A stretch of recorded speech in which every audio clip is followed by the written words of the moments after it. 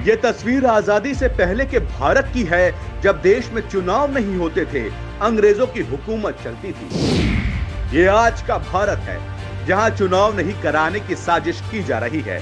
यहां मोदी की हुकूमत चल रही है। क्या केंद्र की मोदी सरकार अंग्रेजों की तरह राज करना चाहती है?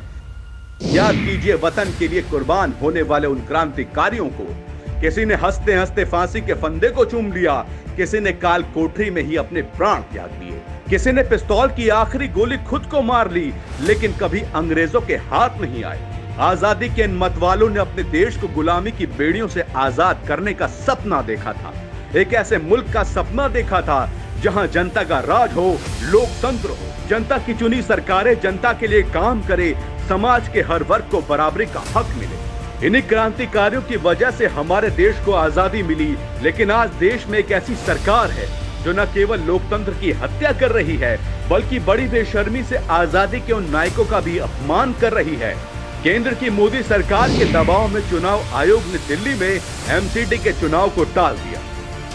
दरअसल दिल्ली की जनता दिल्ली के तीनों नियमों में बीजेपी के नकारेपन और जबरदस्त भ्रष्टाचार से तंग आ चुकी है। और इस बार ये साफ है कि जैसे दिल्ली की जनता ने विधानसभा से बीजेपी को लगभग साफ कर दिया, ठीक उसी तरह एमसीडी के चुनाव में भी बीजेपी का सफाया कर दी।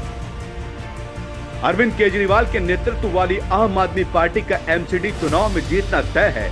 ये बात बीजेपी और उसके आला कमान को अच्छी तरह से पता है। दिल्ली विधानसभा के चुनाव में लगातार 3 बार आपसे मुंह की खाने वाली बीजेपी एमसीडी चुनाव में हार की बात सोचकर ही घबरा गई, डर गई। डर ऐसा कि वो इससे बचने के लिए देश के संविधान और लोकतंत्र की हत्या करने के लिए भी तैयार है, और इस डर से उसने दिल्ली के एमसीडी चुनाव को रुकवा दिया। लेकिन बीजेपी ये नहीं जानती कि यह देश गांधी और भगत सिंह का देश है, चंद्रशेखर आजाद और अशफाकुल्लाह का देश है।